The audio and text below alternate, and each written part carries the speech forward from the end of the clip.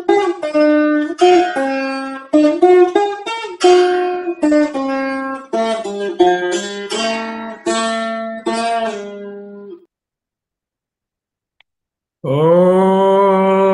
భద్రం కర్ణేభిః శృణుయామ దేవా భద్రం పశ్యేమాక్షభిర్యజత్రాః స్థిరైరంగైః స్తుష్టువాం సస్తనూభిః వ్యసేమ దేవహితం యదాయుః స్వస్తి న ఇంద్రో వృద్ధశ్రవాः స్వస్తి నః పూషా విశ్వవేదాः స్వస్తి నస్తార్క్ష్యో అరిష్టనేమిః స్వస్తి నో బృహస్పతిర్దధాతు.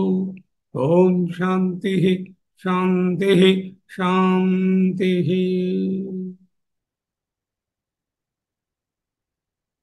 శాస్త్రం శరీరమీమాంసా దేవస్తు పరమేశ్వరః. ఆచార్యా శంకరాచార్య సంతు మే జన్మజన్మని. మనము ముండకోపనిషత్తు ద్వితీయ ఖండము,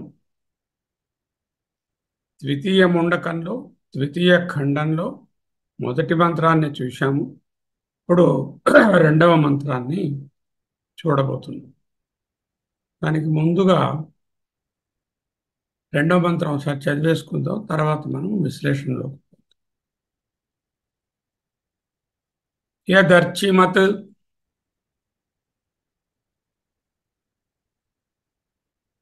యదర్చిమత్ యద్ అణుభ్యో అణుచ యస్మిన్ లోకా నిహితా లోకినశ్చ తదేతదక్షరం బ్రహ్మ స ప్రాణః ఉ వాంగ్మనః తదేతత్ సత్యం తదమృతం తద్వేద్ధవ్యం సౌమ్య విద్ధి.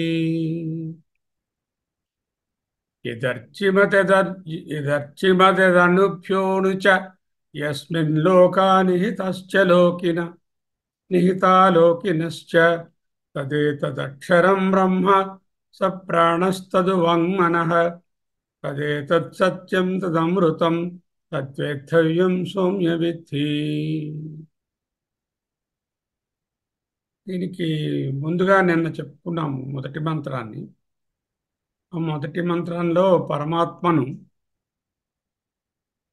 చైతన్యాన్ని కాంతితో పోల్చడము, అందులో ఉన్నటువంటి విశేషమైనటువంటి పదాలన్నింటినీ కూడా ఒక్కొక్క దానిని మనం తెలుసుకున్నాం. ఏమిటేమిటి చెప్పుకున్నాం అందులోని? ఈ పరమాత్మ అనేటటువంటిది ఆవిహి అంటే ప్రకాశము, సన్నిహితం అతి సమీపములోనున్నది, గుహాచరం నామ బుద్ధి గుహలోనున్నదని పేరు పొందిన మహత్పదం, గొప్ప పదము, పొందదగినది బ్రహ్మము. అత్ర దీని యందు ఏతత్ సమర్పితం, ఇవన్నీ గృచ్చబడి ఉన్నాయి. ఏమిటి? ఏజత్ ప్రాణత్ నిమిషత్ చ సదసత్ వరేణ్యం. సత్ అసత్ కూడా, ఇది వరేణ్యం, పరం, ప్రజానాం విజ్ఞానాత్ వరిష్టం, లౌకిక విజ్ఞానం కన్నా చాలా గొప్పది. ఏతత్ జానథ, దీనిని తెలుసుకోండి చెప్పారు. ఖండంలో అంటే ఈ ముండకోపనిషత్తులోని రెండవ ముండకంలో ఉన్నటువంటి ద్వితీయ ఖండంలో ఒక్కొక్క మంత్రము ఒక్కొక్క మహావాక్యం మన దృష్టిని ప్రపంచం నుంచి మరల్చి మనసుని అంతర్ముఖం చెయ్యండి అంటూ చెప్తున్నారు. మనసులో అనేకమైన ఆలోచనలు వచ్చిపోతూ ఉంటాయి. వీటినే సంకల్పాలు అంటాం, వృత్తులు అంటాం, సంస్కారం అంటాము, బోధం అంటాము. ఇవన్నీ వచ్చిపోతూ ఉంటాయి. వీటన్నిటికీ చైతన్యం అనే కాంతియే ప్రకటితం చేస్తుంది. ఇగో ఈ చేతి మీద కాంతి ఉంది, నేను చేయి చూస్తున్నానంటే కాంతి ఉంది, కానీ కాంతిని గమనించను. ఈ కాంతి చైతన్య, ఈ కాంతి అనేటటువంటిది చేతికే పరిమితమై ఉన్నదా? లేదు. అంతటా వ్యాపించి ఉన్నది. అలాగే ఈ చైతన్యం అనేది ఈ ఉపాధికే పరిమితమైనదా? లేదు, అంతటా వ్యాపించి ఉన్నది. మనస్సు శూన్యమైతే, అంటే మనసులో ఏ ఆలోచనలు లేకుండా ఉంటే అప్పుడు ఏది మిగులుతుందో అదే చైతన్యము. ఎలా తెలుస్తుంది? ఆలోచనలతో కూడి ఉన్న మనస్సును, ఏ ఆలోచనలు లేకుండా శూన్యంగా ఉండేటటువంటి మనస్సును కూడా దర్శించేటటువంటి చైతన్యం ఒక్కటే. ఉపనిషత్తు మన దృష్టిని అంతర్ముఖం చేస్తుంది. పైన కనిపిస్తున్నటువంటి ఈ వస్తువుల మీద, చెయ్యి, బల్ల, వీటి మీద కాకుండా వాటిని ప్రకాశింపజేసే కాంతి వైపు దృష్టి మరల్చవయ్యా. నీ మనసులో ఉన్న ఆలోచనలు, ద్వంద్వాలు, ఈ లౌకికమైనటువంటి లంపటాలను దాటి ఈ మనస్సును, వీటిని ప్రకాశింపచేసేటటువంటి చైతన్యం మీద దృష్టి మరల్చు అంటూ నేర్పిస్తుంది. ముఖ్యమైనది ఏదైనా రాసేటప్పుడు ఏం చేస్తాం? ముందు టెస్ట్ చేస్తాం. ఒక మెయిల్ పంపించాలి మీరు, అంటే ఒక డబ్బు పంపించాలి, 10,000 రూపాయలు. ఏం చేస్తారు? ఒక టెస్ట్ పంపిస్తారు, 10 రూపాయలు, 1 రూపాయి. అది చేరిందని వాళ్ళు కన్ఫర్మ్ చేస్తే అప్పుడు మిగతాది పంపిస్తారు. అలాగే మనం ఏం చేస్తున్నాము? ముందు సూర్యకాంతిలో 8 లక్షణాలను పట్టుకున్నాం. ఈ 8 లక్షణాలను ఆత్మ ప్రకాశంతో సరిపోల్చి చూసుకున్నాం. చాలా బాగా సరిపోయాయి. కాబట్టి ఆత్మ ప్రకాశము, చైతన్యము సూర్యకాంతి వలె 8 లక్షణాలు కలిగి ఉంది. అవి ఏమిటి అని నేను చెప్పుకున్నాం. ఇందులో ఆవిహి సన్నిహితం గుహాచరం నామ అని ఉంది. ఆవిహి చైతన్యము, ప్రకాశము, సన్నిహితం అతి సమీపంలోనున్నది, గుహాచరం హృదయం అనే గుహలోనున్నదని పేరు పడింది. ఈ నామ అనేటటువంటిది సన్నిహితం అన్నదానికి పెట్టుకోవచ్చు, ఆవిహికి పెట్టుకోవచ్చు. ఆవిహి నామ ప్రకాశం అని చెప్పబడే, సన్నిహితం నామ అతి దగ్గరగా ఉందని మాటిమాటికి చెప్పబడే, గుహాచరం నామ గుహ అంటే బుద్ధి గుహలో ఉన్నదని ప్రసిద్ధి చెందిన. ఇదేమిటంటే దీన్ని, ఈ డిస్క్రిప్షన్ అంతా జీవాత్మ గురించి చెప్తుంది. ఆవిహి నాలోనున్న ప్రకాశము, సన్నిహితము నాకు అతి దగ్గరలోనున్నది, గుహాచరం నామ నా బుద్ధి గుహలోనున్నది, అంటే జీవ. మహత్పదం అని చెప్పారు. మహత్పదం అంటే పరమాత్మ. తదే తత్, తత్ ఆ పరమాత్మ, ఏ తత్ ఈ జీవాత్మ, రెండు ఒక్కటే. అలా తెలుసుకోవడం వరేణ్యం, చాలా మంచిది, చాలా గొప్పది. వరణీయం, ఈ జ్ఞానం శ్రేష్టం అంటూ చెప్పారు కదా. సో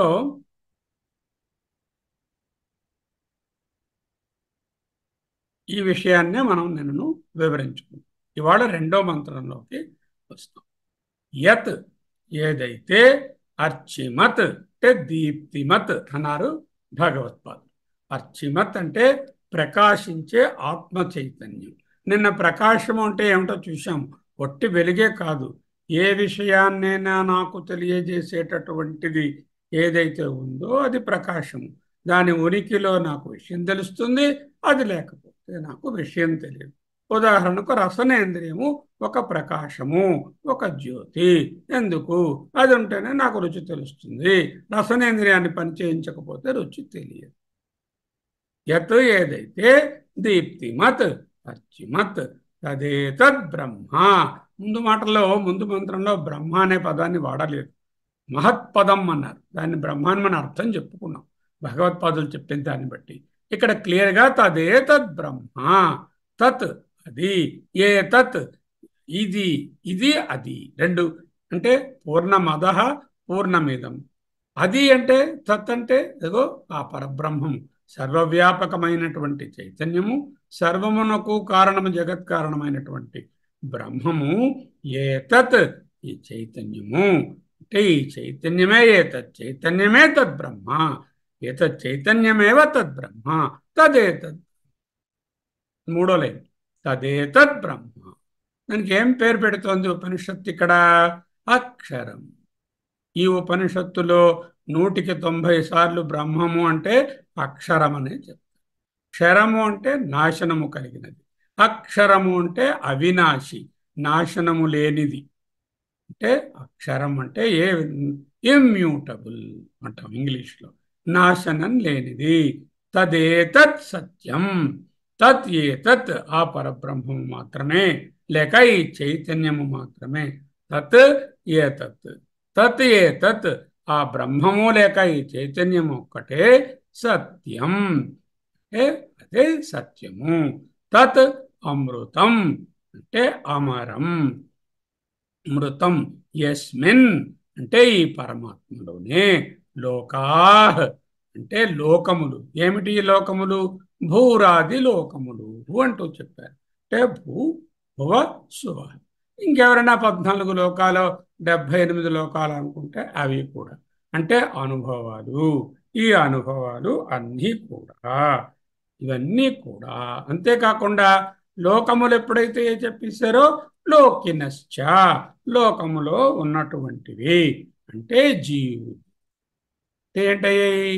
ఏతద్ అమృతం ఏతద్ సత్యం యస్మిన్ ఈ పరమాత్మలోనే లోకా లోకాలు లోకినశ్చ జీవులు నిహితా వహిస్తున్నవి నివసిస్తున్నవి స్థితా అన్నారు భగవత్పాద. నిహితా అంటే స్థితా. లోకా అంటే భూరాదయ. భూమి, భూమి తరువాత భువ, శువ అనేటటువంటి ఈ 3 లోకాలు ఇవన్నీ కూడా. అలాగే లోకా అంటే పృథివ్యాధిశ్చ అంటే అతి అంటే ఏవైతే కనిపిస్తున్నవో ఏవైతే కనిపించుటలేదో అవన్నీ కూడా అణుభ్యశ్చ అన్నారు కదా. అంటే మనకు కనిపిస్తున్నవి కనిపించనివి. అణుభ్యోనుచ అణువు కన్నా చిన్నదైనవి. అంటే చిన్నవి పెద్దవి అనే వ్యత్యాసం లేకుండా ఏ పరిమాణమైనా చిన్నదైనా పెద్దదైనా ఏ లోకములైనా ఆ లోకంలో ఉండేటటువంటి ప్రాణులు జీవులు అన్నీ కూడా ఈ బ్రహ్మమునందే నిహితా అంటే వసిస్తున్నవి నివసిస్తున్నవి స్థితా ఏచ లోకినశ్చ అంటే లోకవాసిన అంటే లోకంలో నివసించేవారు. అంటే ఎవరు? మనుష్యాదయ. మనుష్యులు ఆది శబ్దం వలన మిగతా ఉన్నటువంటి జంతువులు పక్షులు క్రిములు కీటకాలు అన్నీ కూడా. ఇవన్నీ దేనిని ఆశ్రయించుకొని ఉన్నాయి? చైతన్య ఆశ్రయ. ఇవన్నీ చైతన్యాన్నే ఆశ్రయించి ఉన్నాయి. యత్ అణుభ్యోణుచ అణుభ్యో అణువుల కంటే అణుచ చిన్నవి చాలా చిన్నవి. మనమేనా ఊహిస్తే వాటికంటే కూడా చిన్నవి. అచ్చా అని చెప్పడం వలన చాలా పెద్దవి ఊహిస్తే వాటికన్నా పెద్దవి. అణోరణీయాన్ మహతో మహీయాన్ అనే కఠోపనిషత్తు వాక్యమే అణుభ్యో అణుచ అనేటటువంటిది చెప్తుంది. అంటే చిన్నదానికన్నా చిన్నది, అత్యంత పెద్దదానికన్నా పెద్దది ఏదైనా ఒక వస్తువు అవగలదా? ఇది ఉందనుకోండి, ఇది చిన్నదానికన్నా ఇది చిన్నది ఎలా అవుతుంది? దీనికన్నా పెద్దగా ఉన్న రూమ్ కన్నా పెద్దది ఎలా అవుతుంది? అలా అవలేదు. అంటే ఏమిటనమాట? అణువు కంటే అణువుల ఊహించినటువంటి పరిమాణంలో అతి సూక్ష్మమైన దానికన్నా చిన్నది, అత్యధికమైన దానికన్నా పెద్దది. అంటే అది పరిమాణ రహితము, అప్రమేయము, కొలవలేనిది, కొలతలకు అందనిది అని అర్థం. అంతమించి అణోరణీయాన్ మాతో మహియాన్ చిన్నదానికన్నా చిన్నది పెద్దదానికి కన్ఫ్యూజ్ అయిపోకర్లా. చిన్నదానికన్నా చిన్నది పెద్దదానికన్నా పెద్దది వస్తువుగా ఉండలేదు. అంటే అది వస్తువు కాదు, అది అప్రమేయము. It is not an object. It has got no dimensions. Just as the laptop has a dimension, the room has a dimension, the Himalaya has a dimension, a small krimi has a dimension, an atom has a dimension, but Paramatma has no dimensions. అంటే దేశ కాల వస్తు పరిచ్ఛేదము లేని అప్రమేయమైనటువంటి తత్వము అని చెప్పడానికి అణుభ్య అంటే చిన్న ఉదాహరణ ఇచ్చారు. మీకు తెలిసినటువంటి చిన్న రాగులో ఆవాలో అనుకోండి, అంతకన్నా చిన్నదిరా. చానడం వల్ల స్థూలేభ్య అపి అతి స్థూలైన స్థూలం. అంటే ఈ భూమో గోళమో ఏదో తీసుకుని దానికన్నా కూడా పెద్దది అని ఊహించుకోండి. అంటే పరిమాణ రహితం. తత్ వేద్ధవ్యం తత్ అంటే ఆ బ్రహ్మ వేద్ధవ్యం అంటే తెలుసుకోవలసినది. It must be known. There impulsion there is an imperative sentence. వేద్ధవ్యం అని చెప్పేటటువంటిది. వేద్ధవ్యం అంటే ఇంపరేషన్. అంటే ఆ బ్రహ్మ తెలుసుకోవడం నీ ప్రాథమిక responsibility. It is your primary responsibility as a human being to understand that it must be understood. తత్ వేద్ధవ్యం. కాబట్టి సౌమ్య, ఓ సౌమ్యుడా, విద్ధి, తెలుసుకో. తెలుసుకోవలసింది అదే, దాన్ని తెలుసుకో. ఓ సౌమ్యుడా, ప్రకాశించేటటువంటి ఆత్మ చైతన్యమే బ్రహ్మ. తత్ ఏతత్ బ్రహ్మ. ఏతత్ చైతన్యం తత్ బ్రహ్మ. ప్రకాశించే ఆత్మ చైతన్యమే బ్రహ్మ. బ్రహ్మ చైతన్యము, బ్రహ్మ ప్రత్యేగాత్మ వేరు కాదు. ప్రత్యేగాత్మయే పరమాత్మ, పరమాత్మయే ప్రత్యేగాత్మ. ఇదే మహావాక్యము. ఇది ఏం బ్రహ్మ అండి? అక్షర బ్రహ్మ. అక్షర బ్రాహ్మణం అంటూ చక్కటి బ్రాహ్మణమే బృహదారణ్యకం. అలాగే అక్షరం గురించి ఒక చాప్టరే ఉంది అక్కడ భగవద్గీతలో. ఇదే సత్యం, ఇదే శాశ్వతం. ఈ బ్రహ్మలోనే మీరు ఊహించేటటువంటి అన్ని లోకాలు, ఆ లోకాలలో ఉన్నటువంటి జీవులు స్థితాః అంటే ఇవన్నీ అందులోనే. భూరాదయ లోకాః లోకినోః. లోకినో అంటే లోకవాసినః. మనుష్యాదయ నిహితాః స్థితాః. ఈ బ్రహ్మే ప్రాణంలోను, వాక్కులోను, మనస్సులోనూ ఉన్నది. అదలా చెప్పారు అక్కడ. తదేతద్ తదేతద్ అక్షరం బ్రహ్మ సహ ప్రాణః. తత్ ఉ వాంగ్ మనః. ప్రాణము, వాక్కు, మనస్సు. ప్రాణము, వాక్కు అంటే మన కర్మేంద్రియాలు, మనస్సు అంటే జ్ఞానేంద్రియాలు, మనస్సు కలిపితే మనస్సు. ఇది అంటే అన్నిటిలో కూడా నీ యొక్క ఇంద్రియ శక్తులు, మనోశక్తి, కర్మేంద్రియాలు, జ్ఞానేంద్రియాలు అన్నీ కూడా బ్రహ్మమే, అన్నీ చైతన్యమే. ఇది నువ్వు ఊహించే పరిమాణంకి అందదు. నువ్వు కన్నా చిన్నది, గొప్పదానికన్నా పెద్దది అంటే పరిమాణ రహితము, అప్రమేయము. ఈ బ్రహ్మజ్ఞానమే నీకు ప్రాథమిక లక్ష్యము. కాబట్టి దీన్ని తెలుసుకో. ఇది ఇంకొక మహావాక్యం కదా మరి. ఎందుకు? తత్ ఏతద్ బ్రహ్మ, ఏతత్ చైతన్యం తద్బ్రహ్మ అని చెప్తున్నారు కదా. యదర్చిమత్ అంటే ప్రకాశించే ఆత్మ చైతన్యం. మనసులో ఆలోచనలు ఉన్నా, మనసులో ఆలోచనలు లేకపోయినా, మనసు గాఢ నిద్రావస్థలో ఉన్నా, వీటన్నిటినీ జాగ్రత్త, స్వప్న, సుషుప్తులను, మనసులో వచ్చే ఆలోచనలను, ఆలోచనకు మధ్యలో ఉండే చిన్న వ్యవధానమైనటువంటి ఆలోచనలు లేని మనస్సును కూడా ప్రకాశింపచేసేది అర్చిమత్. మరి చైతన్యాన్ని ఎవరు ప్రకాశింపచేస్తారు?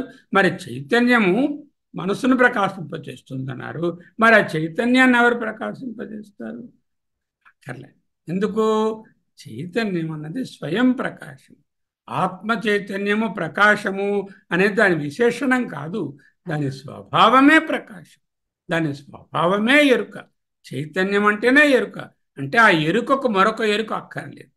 మనసుకు ఎరుక వలన మనసులో అన్నీ తెలుస్తున్నాయి. ఎప్పుడైతే మనసులో ఎరుక వలన అన్నీ తెలుస్తున్నాయో అప్పుడు మనసు ఆబ్జెక్ట్ అయింది, సబ్జెక్టు లేక ద్రష్ట చైతన్యమైంది. మరి చైతన్యాన్ని ఎవరు ప్రకాశింపజేస్తారండి? దాని వెనకాల మరేది లేదు. ఎందుకు? అదే సబ్జెక్టు కనుక. అది వేరే ఆబ్జెక్ట్ కాదు. ఇది ఆబ్జెక్ట్ అవుతే దీన్ని ప్రకాశింపచేసే సబ్జెక్టు మరొకటి ఉండాలి, మరొక ద్రష్ట ఉండాలి. ఆత్మయే ద్రష్ట కనుక, ఆత్మయే సబ్జెక్ట్ కనుక చైతన్యం అనేటటువంటి పదము, ప్రకాశము అనే పదము ఆత్మకు విశేషణం కాదు. స్వరూపమే ప్రకాశం, స్వరూపమే చైతన్యం. చైతన్యం దాని స్వరూపం. దీనికి చక్కగా మనకు వేదాంత పంచదశి అని విద్యారణ్యుల వారు రాసిన అత్యుత్తమ ప్రకరణ గ్రంథం గలదు. సమయం వచ్చినప్పుడు దానిని అందరూ ఖచ్చితంగా చదవలసినటువంటిదే. వివేక చూడమని అంతటి గొప్ప గ్రంథం. సో ఆ పంచదశలో నాటక దీప ప్రకరణము అని ఒక ప్రకరణం ఉంది, అంటే చాప్టర్. నాటక దీప ప్రకరణంలో ఆయన ఏం చెప్తారంటే, ఒక స్టేజ్లో నాటకం అవుతుంది. ఆ నాటకం కోసం ఆయన్ని లైట్లు పెట్టారు. యాక్టర్స్ అందరూ వచ్చి, ప్రేక్షకులు వచ్చి కూర్చోడానికి ముందు లైట్ ఉంది. యాక్టర్స్ వచ్చి యాక్షన్ చేసి ఆ అంకం అయిపోయి ఇంకో అంకంలో మరొక రకన యాక్టర్స్ గ్రూప్ వచ్చి వాళ్ళు యాక్ట్ చేసి వెళ్ళిపోయారు. అప్పుడు వాళ్ళు యాక్ట్ చేస్తున్నప్పుడు ఆ దీపం ఉన్నది. అందరూ వెళ్ళిపోయిన తరువాత కూడా ఆ దీపము అలాగే ఉన్నది. నాటకం అనే రంగం మీద యాక్టర్స్ లేక నటీనటులు ఉన్నా లేకపోయినా దీపకాంతి ఎప్పుడూ ఎలా ఉంటుందో, మనస్సు అనేటటువంటి నాటక రంగంలో దాని మీద ఆలోచనలు వచ్చినా, ఆలోచనలు ఎంత తీవ్రంగా నాట్యం చేసినా, ఎంత ఆనందాన్ని కలిగించినా, ఎంత దుఃఖాన్ని కలిగించినా, నాటకంలో పాత్రల వలె అవన్నీ విరమించిన తరువాత కూడా ఆ ఖాళీ మనసును, ఆ ఖాళీ నాటక రంగాన్ని చూసే దీపంలాగా ఈ మారని చైతన్యం చూస్తుంది. ఏంటి తెలిసింది నాకు? నిత్యము మారే మనసులోని ఆలోచనలు, అనుభవాల వెనుక చైతన్యం ఉన్నది. ఏదీ లేనటువంటి ఆలోచనలు, అనుభవాలు లేని అమనీభావం చెందినటువంటి మనస్సు వెనుక కూడా సాక్షి చైతన్యం ఉన్నది. ఈ నాటక రంగం మీద దీపం ఎగ్జామ్లో ప్రధాన తెలుసు. ఆ రోజు నాటకాలు, ఈనాడు సినిమా. ఫిల్మ్ పెట్టి సినిమా వేసినప్పుడు ఆ ప్రొజెక్టర్ కాంతి ఉన్నది. ఆ ఫిల్మ్ పెట్టడానికి ముందు ఆ ప్రొజెక్టర్ కాంతి స్క్రీన్ మీద ఉన్నది. ఫిల్మ్ తీసేసిన తర్వాత కూడా ఆ కాంతి అక్కడే ఉంది. లేకపోతే ఆ స్క్రీన్ అనుకోవచ్చు. బొమ్మ వేయడానికి ముందు ఆధారమైనటువంటి స్క్రీన్ అక్కడే ఉంది. బొమ్మ వేసి బొమ్మ నడుస్తున్నప్పుడు హీరో హీరోయిన్ డాన్స్ అన్నీ కనిపిస్తున్నప్పుడు ఆ స్క్రీన్ అలాగే ఉంది. ఆ బొమ్మలన్నీ అయిపోయి కూడా స్క్రీన్ అలాగే ఉంది. అలాగే సాక్షి చైతన్యం మారకుండా ఆధారంగా ఉన్నటువంటి ప్రకాశ తత్వం. సో మొదటి పాదంలో ఏం చెప్పారు? యత్ అర్చిమత్ అణుభ్యోణుచ, అణువుల కన్నా అణువు, యస్మిన్ దేని యందు లోకాః లోకములు, లోకినశ్చ లోకవాసులు, నిహితా నిహితాః అంటే ఉంచబడినారు, స్థితాః తదేతదక్షరం బ్రహ్మ, దాని పేరు అక్షరం అంటారు. ఆ బ్రహ్మ పేరు అదే ప్రాణము. ఏ ఉ అంటే నిశ్చయంగా ప్రాణ, తత్ ఉ వాక్ మనస, అదే వాక్, అదే మనస్సు, అదే ప్రాణం. అంటే సకల కర్మేంద్రియాలు, జ్ఞానేంద్రియాలు, మనస్సు అన్నీ కూడా ఆ చైతన్యంలోనే ప్రకాశిస్తున్నాయి. తదేతత్ సత్యం, ఆ బ్రహ్మమే సత్యం. తత్ అమృతం, అది అమృతం అంటే మరణ ధర్మం లేనటువంటిది, నిత్యం అని అర్థం. అంతేకాదు తద్ వేద్ధవ్యం, అది నువ్వు చక్కగా తెలుసుకోవలసినటువంటి అవసరము మానవుడుగా నీకు ఎంతైనా ఉన్నది. కాబట్టి సౌమ్య, ఓ ప్రియదర్శన, ఓ అబ్బాయి, దాన్ని విద్ధి, తెలుసుకో. ఇంతకుముందు మనం చెప్పుకున్న మాటలే. కారణం అంటే ఏకం, నిత్యం, సారం, సత్యం. కారణం ఏకం, ఒక్కటే, నిత్యం, మారదు, సారం, ది ఎసెన్స్, ఆధారం, సత్యం, that is the in reality, the absolute reality or ఉనికి. కారణం. కార్యం దానికి ఆపోజిట్. కారణం ఏకమవుతే కార్యం అనేకం, కారణం నిత్యమవుతే కార్యం అనిత్యం, కారణం సారమవుతే కార్యం నిస్సారం, అసారం. అసారే సంసారే నిజ భజన దూరే జడధియా అంటాడు శివానందుడు. అసారం కారణం సత్యం, కార్యం అసత్యం. టేబుల్ రాసుకోండి. కారణం ఏకం, నిత్యం, సారం, సత్యం. కార్యం నాట్ ఏకం, సో అనేకం, నాట్ నిత్యం సో అనిత్యం, నాట్ సారం సో అసారం, నాట్ సత్యం సో అసత్యం. మరి చైతన్యం కారణమా కార్యమా? చైతన్యం నిన్న చూశాం కదా, ఏకమని చూశాము, నిత్యమని చూశాము, సత్యమని చూశాము, సారమని చూశాము. అందువల్ల చైతన్యం కారణం, అందువలననే అక్షరం, అందువలననే నిత్యం. చైతన్యం ఏమిటి? సర్వ జగత్ కారణమైనటువంటి బ్రహ్మమే ఈ ఇండివిడ్యువల్ ఉపాధిలో చైతన్యము, బాహ్యంగా కూడా చైతన్యం. తదేతత్ సత్యం అంటూ 4వ పాదంలో వస్తుంది. తదేతత్ సత్యం సదమృతం తద్వేద్ధవ్యం విద్ధి సౌమ్య. తదేతత్ సత్యం. ముందేమన్నాము? నిత్యం అన్నాము. చైతన్యం ఏమిటి? అక్షరం అన్నాము. అక్షరం అంటే నిత్యం. నిత్యం అనేది మరొక క్వాలిఫికేషన్ చెప్తాం. సత్యం అంటున్నాం. అంటే మొదటిసారి నిత్యం అన్నాము, ఇప్పుడు సత్యం అంటున్నాం. నిత్యమన్నది, సత్యమన్నది, ఏకమన్నది, సారమన్నది ఆ చైతన్యమే, ఆ ఒక్కటే. మిగిలినదంతా అనేకం, అనిత్యం, అసారం, అసత్యం, మార్పు చెందేది. స్వప్నంలో ఉన్నంతసేపు స్వప్నం సత్యం అనుకుంటాం కదా, స్వప్నం నుంచి బయటకి వస్తే ఓహో ఇది కలయే కదా, ఇది మిథ్య కదా, ఇది అసత్యం కదా అంటూ తెలుసుకుంటాం. స్వప్నంలో ఉంటే the dreamer, the dream world is really real for him. The dream world is the reality for the dreamer. డ్రీమ్లో ఉన్నంతసేపు ఎంతో వాస్తవంలా కనిపిస్తుంది. ఎప్పుడైతే when you get up from the dream, get out of the dream world is just a fantasy. It is just a మిథ్యా. స్వప్నం నుంచి బయటకు వస్తే అది అసత్యం అని తెలుస్తుంది. అలాగే మనం పారమార్థికమైనటువంటి సత్యంలోకి మేలుకుంటే, వ్యావహారిక సత్యంలోకి మేలుకుంటే ప్రాతిభాషిక సత్యము మిథ్య అని తెలుస్తుంది. వ్యావహారిక సత్యంలోకి మేలుకుంటే స్వప్న జీవితము, స్వప్న అనుభవాలు అసత్యమని తెలుస్తుంది. అలాగే మనం జ్ఞానం వలన పారమార్థిక సత్యంలోకి మేలుకుంటే ఇప్పుడు ఈ జగత్ అంతా కూడా స్వప్నము వలె మిథ్య అని తెలుస్తుంది. పారమార్థిక సత్యంలోకి మేలుకోవడం అంటే ఏమిటండి? పారమార్థిక సత్యంలోకి మేలుకోవడం అంటే ఏమి గొప్ప విశేషమైనటువంటిది ఏమీ లేదు. చైతన్యం లేక, బ్రహ్మ లేక, ఆత్మ లేక ఈ సాక్షి చైతన్యం ఏకం నిత్యం సారం సత్యమని, ఈ కనిపిస్తున్నటువంటి అనేక నామరూపాత్మకమైన జగత్తు, అనుభవాలు, ఆలోచనలు అన్నీ మార్పు చెందేవి అని, వికార సహితమని, అనేకమని, నిత్యమని, అసారమని, అసత్యమని తెలుసుకోవడం మొదటి మెట్టు. తెలుసుకున్న తరువాత అసత్యం, అసారం, అనిత్యం, అనేకం, మార్పు చెందేవి వికారాలు ఉన్న వాటి మీద మనసును ఉంచకుండా ఏకం నిత్యం సారం సత్యం అనే వైపు మనస్సును మరల్చడమే సత్యంలోకి మేల్కోవడం, పారమార్థిక సత్యంలోకి మేల్కోవడం.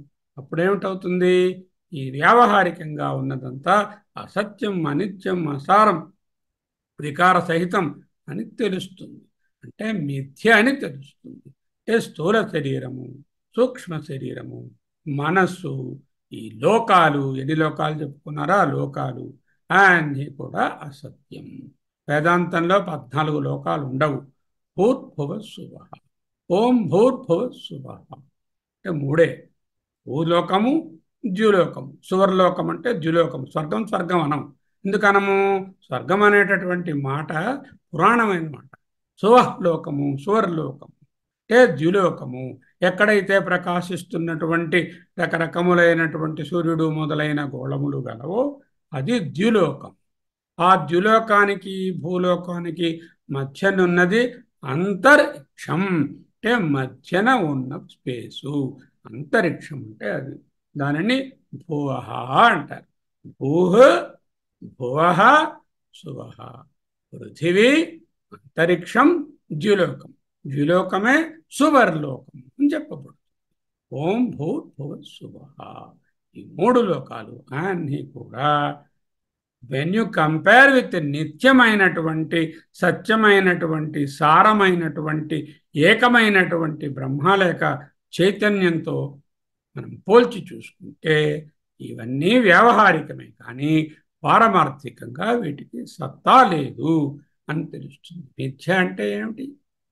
ఎండమావులు ఉన్నాయి అంటే కిరణములు, సూర్యకిరణములు కాలిన ఇసుక మీద, వేడిగా ఉన్న ఇసుక మీద పడినప్పుడు అక్కడ చిన్న ఆవిరిలా ఏర్పడి నీరు ఉన్నట్టుగా కనిపిస్తుంది. అవి దాహాన్ని తీరుస్తాయా? ఎండమావులు దాహం తీర్చలేనట్టుగా, మెరుస్తున్నటువంటి ముత్యపు చిప్పలో వెండి లేనట్టుగా, తాడు పాముగా భ్రాంతి చెందినటువంటి నిజమైన తాడునందు పాము లేనట్టుగా ఈ జగత్తు మిథ్యా వస్తువు అని తెలుస్తుంది. అంటే only reflected as so, but in reality it is not that. వెళ్తూ ఉంటాము, రేపు ఉత్తరాయణ పుణ్యకాలం వస్తుంది, ఇదిగో 14నో 15నో క్యాలెండర్ని బట్టి. ఉత్తరాయణ పుణ్యకాలం అంటే ఏమిటి? ఉత్తరము వైపు వెళుతున్నాం. ఎవరు వెళుతున్నారు? సూర్యుడు ఉత్తరం వైపు వెళుతున్నారు. The northern movement of the sun. It is an illusion, isn't it? Sun is not moving. Sun is stationary. It is in fact the southern movement of the earth which makes us think that the movement of the sun is northern. ఉత్తరాయణం అనే సూర్యునికి వర్తిస్తే ఉత్తరాయణం, మన భూమికి వర్తిస్తే భూమి దక్షిణ అయనము అంటే ప్రయాణం, అంటే illusion. The illusion that it is Uttarayana is really it is Dakshinayana of the earth. అంటే మిథ్య లేక ఇల్యూషన్. శాంతి, ఆనందం, భద్రత మిథ్యా వస్తువులు ఇవ్వలేవు. చెరకులుండగ వెర్రి చెరకులు నమలితే జింహకు రుచి పుట్టుంది. కన్నెలుండగ చిత్ర కన్నెలను కలసితే కామము వ్యధ తీరును అన్నారు కదా రామదాస్ గారు.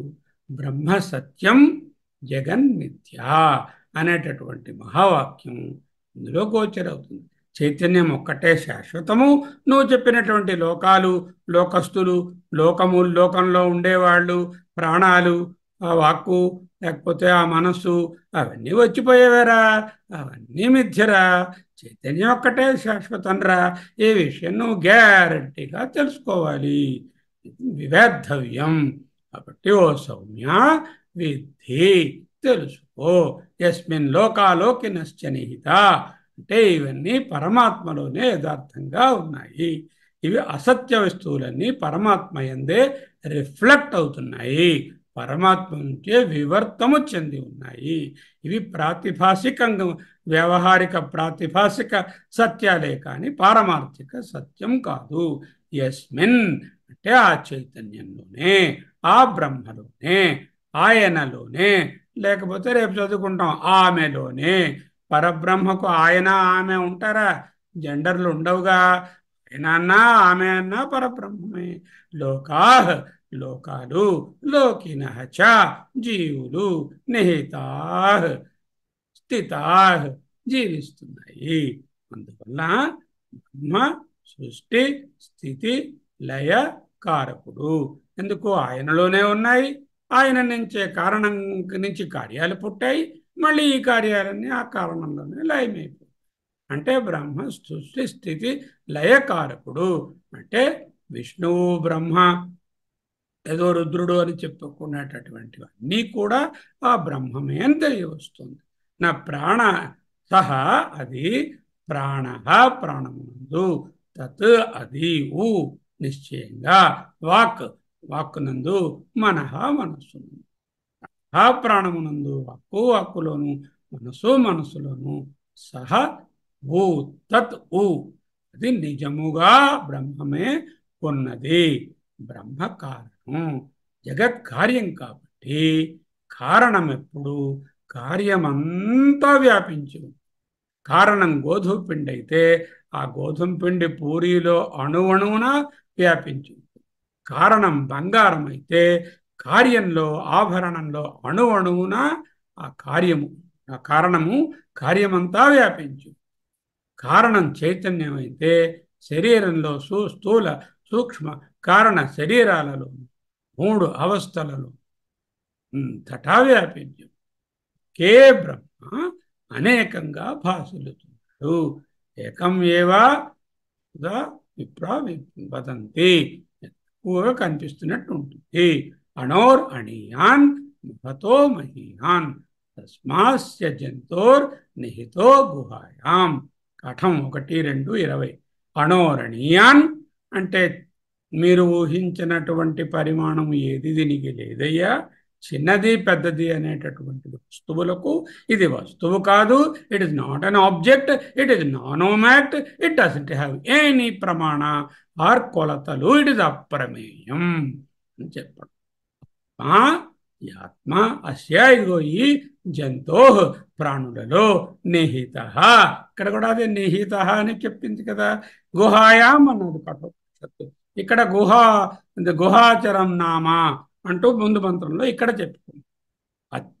ఈ విధంగా జగత్తు రంగులమయము, చాలా సౌందర్యము.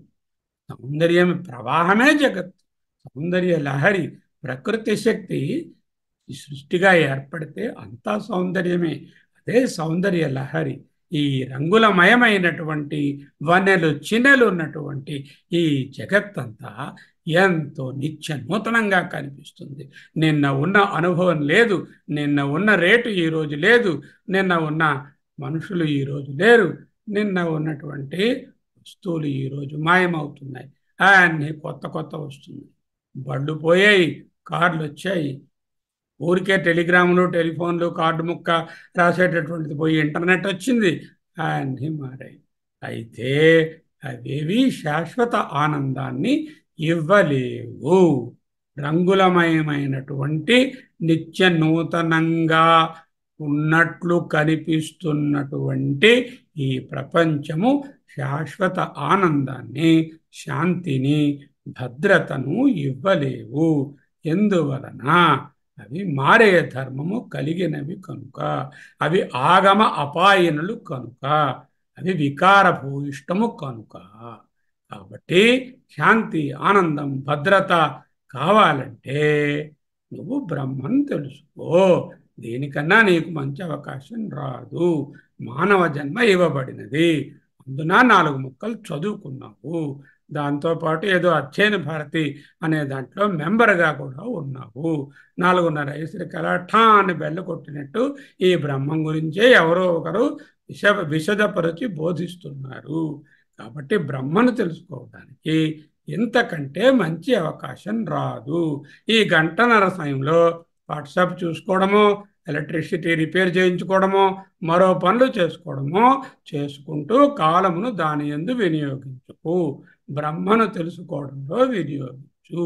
వీటిని జగత్తులో వెతికితే ఆనందము, శాంతి, భద్రత అనే వాటిని జగత్తులో నేను పోయి వెతుక్కుంటే ఎలా ఉంటుంది? ఎలా ఉంటుందంటే, కూరల దుకాణానికి వెళ్ళి మర్సిడెస్ బెంజ్ కారు ఉందా అని అడిగినట్లు ఉంటుంది. కూరలు వంకాయలు, బెండకాయలు, కూరలు అమ్మేటటువంటి దుకాణం దగ్గర హై ఎండ్ కార్స్ ఉండవు కదా. అంటే జగత్తులో ఇంత క్షణికమైన, అతి అల్పమైనటువంటి విషయాలు దొరుకుతున్న జగత్తులోకి వెళ్ళి అత్యధికమైన శాంతి, ఆనందం, భద్రత కావాలంటే కూరల దుకాణంలో పెద్ద మంచి కారు కావాలని అడిగినట్టు. కాబట్టి తద్వేద్ధవ్యం, నీ ప్రాథమిక లక్ష్యం ఏమిటి? ఈ బ్రహ్మను తెలుసుకోవడం. బ్రహ్మను తెలుసుకోవడం అంటే చైతన్యాన్ని తెలుసుకో.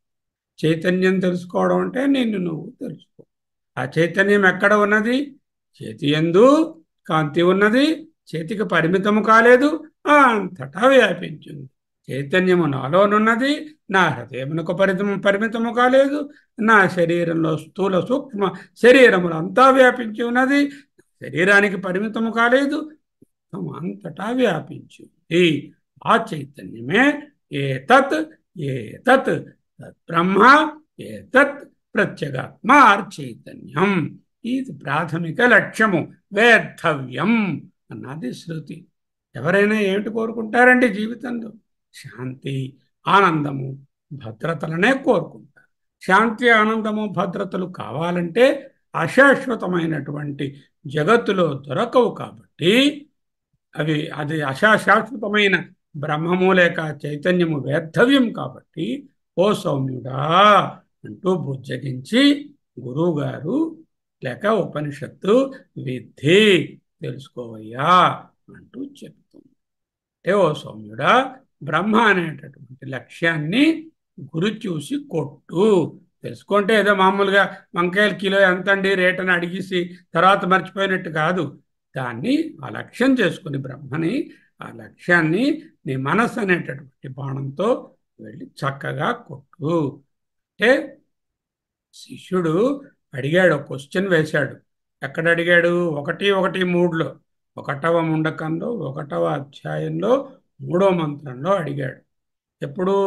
ఇవన్నీ చూశాడు. పరీక్షలోకాన్ కర్మచితాన్ బ్రాహ్మణ నిర్వేదమాయాన్ నాస్త్య నాస్తి అకృతం కృతం చ అని తెలుసుకున్నాడు. తెలుసుకుని సమిత్పాణి శ్రోత్రియం బ్రహ్మనిష్టం స గురుమేవాభిగచ్చేత్. గురువుగారి దగ్గరికి వెళ్ళి అడిగాడు. ఏమడిగాడు? కస్మిన్ను భగవో విజ్ఞాతే సర్వం ఇదం విజ్ఞాతం భవతి. భగవో భగవంతుడా, పూజనీయుడని గురువు గారు, నుగాని కస్మిన్ విజ్ఞాతే, ఏది తెలుసుకుంటే ఇదం సర్వం విజ్ఞాతం భవతి, ఈ సర్వము తెలిసినట్లవుతుంది, అదేదో నాకు చెప్పండి అంటూ అడిగాడు. అదేమిటి చెప్తున్నారు ఇక్కడ ఆన్సరు? యదర్చిమత్, ఏది ప్రకాశించే ఆత్మ చైతన్యము, తదేతద్ బ్రహ్మ, అదే బ్రహ్మ, నీ ఆత్మ చైతన్యమే బ్రహ్మ, ఇదే జీవ బ్రహ్మ ఏకత్వం. చైతన్యం, ఆత్మ చైతన్యం is equal to Brahma, Brahma is equal to ఆత్మ చైతన్యం, బ్రహ్మ ఇది ఐడెంటికలీ ఈక్వల్ టు ఆత్మ చైతన్యం. 3 గీతలు రాస్తే ఐడెంటికలీ ఈక్వల్ టు ఆత్మ చైతన్యం. తద్వేత్తవ్యం, యు మస్ట్ నో దిస్. అది నువ్వు తెలుసుకోవాల్సింది అదే. ఇది ఒక మహావాక్యం. ఈ మహావాక్యం 2వ దాంట్లో ప్రతిపాదించబడినది. ఇక 3వ మంత్రానికి ఒక్కసారి వద్దాం. టైం ఉంది ఇంకా 10 నిమిషాలు. 3వ మంత్రం కొంచెం చెప్పుకొని ఆ తరువాత మళ్ళీ మనము ఇంకో మంత్రంలోకి వెళ్దాం. ఏమిటి 3వ మంత్రం ఒకసారి చూసుకుంటే తరువాత దేవుడు మేలు చేస్తే కొంచెం ముందుకెళ్తాం. ధనుర్గృహీత్వా ఔపనిషదం మహాస్త్రం శరంహు ఉపాసన నిశితం సంధయీత లేకపోతే సందధీత ఆయమ్య తద్భావగతేన చేతస లక్ష్యం చదేవ అక్షరం సౌమ్య విద్ధి. అన్నీ సౌమ్య విద్ధి అని వస్తాయి. సౌమ్యుడా తెలుసుకో. ఏమిటి చేయాలి? తదేవ అక్షరం లక్ష్యం విద్ధి. తత్యేవా బ్రహ్మమే, ఆ చైతన్యమే, ఆ అక్షర బ్రహ్మమే. చెప్పాను కదా, ఈ ఉండకంలో చాలాసార్లు 190 సార్లు బ్రహ్మం అంటే అక్షరమే అని అర్థం. ఓకే, ఉత్తమ పురుషుడు, అక్షర పురుషుడు, క్షర పురుషుడు, వీటి గురించి భగవద్గీతలో కూడా మంచి శ్లోకాలు ఉన్నాయి. తదేవ అక్షరం లక్ష్యం సౌమ్య విద్ధి. ఎలా తెలుసుకోవడం అండి ఆ లక్ష్యాన్ని? విద్ధి అంటే దాన్ని సాధించుకో, తెలుసుకో, దాన్ని ఛేదించు. ఎలా ఛేదించాలట? ధనుర్గృహీత్వా, ధనుస్సుని పట్టుకొని, ధనుస్సుని చేపట్టి. ఏమిటండి ఆ ధనుస్సు? ఉపనిషదం ధను గృహీత్వా, ఉపనిషత్ అనేటటువంటి ధనుస్సును గృహీత్వా చేపట్టి, మహాస్త్రం శరం హి ఉపాసనా నిశితం సంధయిత. ఉపాసనల చేత బాగుగా, నిశితం అంటే వాడిగా వించబడిన, వెరీ షార్ప్ ఎండ్, దానిని అస్త్రాన్ని, ఆ శరాన్ని సంధయిత ఆయమ్య, బాగుగా వెంటి నారిని దాగి, తద్భావగతేన చేతస, దాని ఎందే లగ్నమైనటువంటి మనస్సు కలిగి ఉన్నవాడవై, అక్షరం లక్ష్యం సౌమ్య సత్ ఏవ సౌమ్య విద్ధి తెలుసుకో.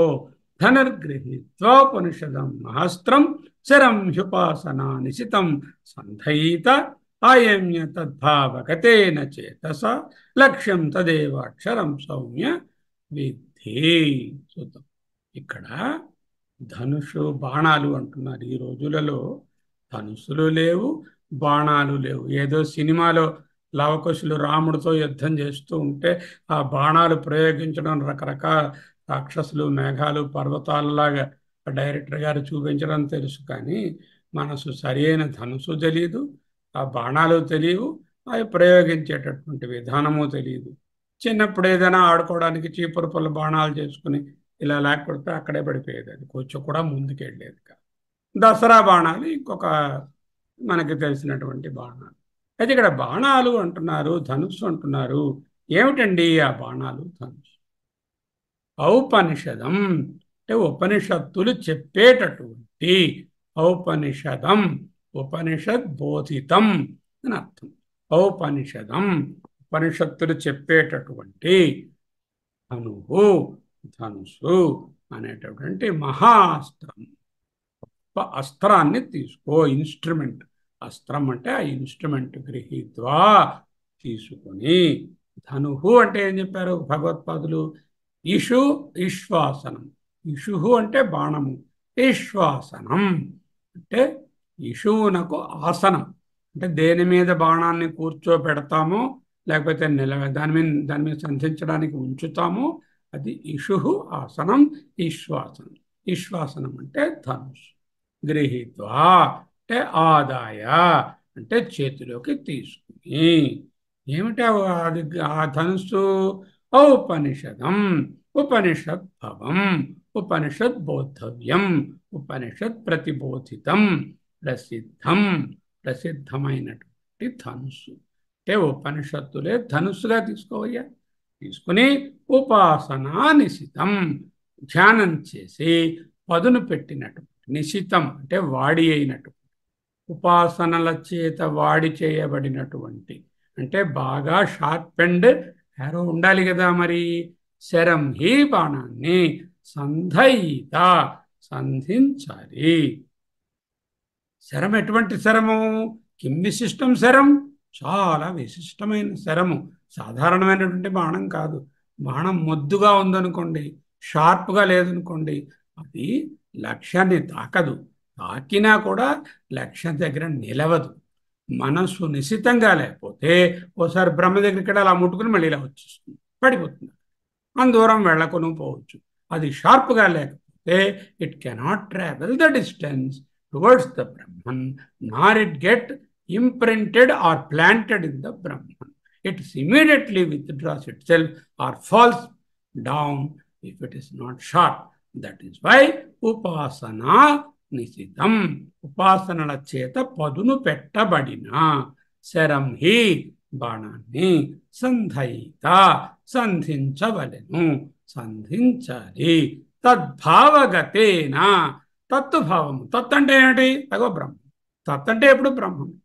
తత్ త్వం అసి, ఆ బ్రహ్మము త్వం నీవు అసి. తత్ ఏతత్ అసి, ఆ బ్రహ్మము ఈ చైతన్యము అసి, రెండు ఒకటి.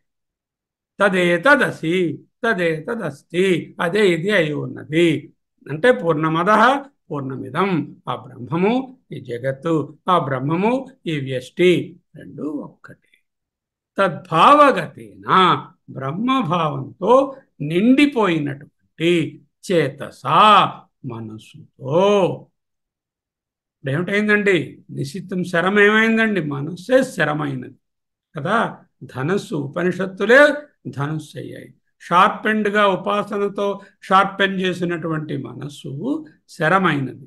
అప్పుడు ఆయమ్య అంటే ఆకృష్య, అంటే బాగుగా లాగి, ఎంత గట్టిగా లాగితే వెనక్కి, అంటే ఎంత అంతర్ముఖం మనస్సును చేస్తే అంత వేగంగా బ్రహ్మ దగ్గరకు పోయి బ్రహ్మలో పాదుపడుతుంది, పాదుకొల్పబడుతుంది. ఆయమ్య అంటే బాగా లోపలకు లాగి, అంతర్ముఖుడవై అని అర్థం. ఆయమ్య అంటే ఆకృష్య. ఎలా ఆకృష్య? సేంద్రియం అంతఃకరణం స్వవిషయాద్వినివత్య నిచరతి. స ఇంద్రియం, ఇంద్రియములతో సహా, సేంద్రియం అంతఃకరణం ఉన్నాయిగా నాలుగు, మనోబుద్ధి అహంకార చిత్తాలు, రింగ్ లీడరు మనస్సు గారు. ఆ మనస్సు గారిని స్వవిషయాద్, స్వస్వగోళకే, వాటి వాటి స్థానముల నుండి, స్వవిషయముల నుండి, వినివచ్చ వెనుకకు మరలించి లక్ష్యే లక్ష్యమునందు ఏవా మాత్రమే ఆవర్జితం కృత్వా ఇత్యర్థ. ఆయమ్య అనే దానికి ఎంత అర్థం రాచచ్చు. ఆయమ్య అంటే లోపలకు లాగి. దేనిని లోపలకు లాగాలి? సేంద్రియం అంటే ఇంద్రియములతో సహా అంతఃకరణం మనస్సును స్వవిషయాద్ దాని తాలూకా కన్ఫ్యూజన్స్ నుండి, దాని ద్వంద్వాల నుండి, దాని ఆలోచనల నుండి, దాని కార్యక్రమాల నుండి, దాని తాలూకా వేరియస్ లంపటాల నుండి లోపలకు లాగి ఆకృష్య అంటే వినివర్చ్య లక్ష్యేవా లక్ష్యమునందే ఆవర్జితం కృత్వా అంటే ఆ లక్ష్యానికి అభిముఖం చేసి ఉంచవయ్యా. ఆ లక్ష్యం ఏమిటి? లక్ష్యాన్ని అలక్ష్యం ఏమిటి? తదేవ అక్షరం బ్రహ్మ. ఇప్పుడు చెప్తున్నాం కదా ఎంతసేపు పెట్టి అక్షరం అని, అదేరా లక్ష్యము. దాన్ని సౌమ్య ఓ సౌమ్య విద్ధి తెలుసు. మంచి మంత్రం అండి. ధనుర్గృహీత్వా ఉపనిషదం మహస్త్రం శరం హి ఉపాసనా నిశితం సంధయీత ఆయమ్య తద్భావగతేన చేతసా లక్ష్యం తదేవ అక్షరం సౌమ్య విద్ధి. సౌమ్యుడా, ఉపనిషత్తులనే మహాస్త్రమైన ధనుస్సుని పుచ్చుకుని ధ్యానం అనేటటువంటి ప్రక్రియతో పదును పెట్టి మనస్సనే బాణాన్ని చక్కగా సంధించవయ్యా. మనస్సును దాని కన్ఫ్యూషన్స్ నుంచి విత్డ్రా చేసి ఇంద్రియాలను మనస్సును బ్రహ్మభావంతో నిండినటువంటి మనస్సుతో బాణాన్ని లోపలకు లాగి నీ లక్ష్యాన్ని ఛేదించు. ఆ లక్ష్యం ఏమిటి గురువుగారు? అదేరా అక్షర బ్రహ్మ. ఇప్పుడు ఈ మంత్రంలోకి వెళ్ళడానికి ముందు మంత్రంలో ఏం చెప్పారు? బ్రహ్మని లక్ష్యము, అది తెలుసుకోదగినది, వేద్ధవ్యం సౌమ్య విద్ధి, దానిని పొందు, తద్వేద్ధవ్యం సౌమ్య విద్ధి అని ముందు మంత్రంలో చెప్పారు. లక్ష్యాన్ని నిర్దేశించేశారు ముందు మంత్రంలో. లక్ష్యం అది కాబట్టి ఆధ్యాత్మిక సాధనానికి సాధకులమైన మనలాంటి వాళ్లకు ఒక అందమైనటువంటి ఉదాహరణ ఇస్తుంది శాస్త్రం. 3-4 మంత్రాలలో 2 బాణము ధనుస్సు వీటి మీదే ఉన్నాయి. అక్కడ ప్రణవోధనుహు అని 4వ మంత్రం వస్తుంది. ఇక్కడ 3వ మంత్రంలో ఉపనిషదం ధనుహు అని వచ్చింది. ముందుగా ధనుర్బాణాల ఉదాహరణ గురించి మనం తెలుసుకోవాలి. ఈ విషయాన్ని వచ్చే క్లాసులో మనం చూద్దాం. వీరుంటే మంగళవారం నాడు మనం ఈ క్లాసుని కంటిన్యూ చేయడానికి ట్రై చేద్దాం. ఇక్కడతో నిలుపుకుందాం. ఎవరికైనా సందేహాలు ఉంటే తెలుసుకోవడానికి ప్రయత్నం చేద్దాం.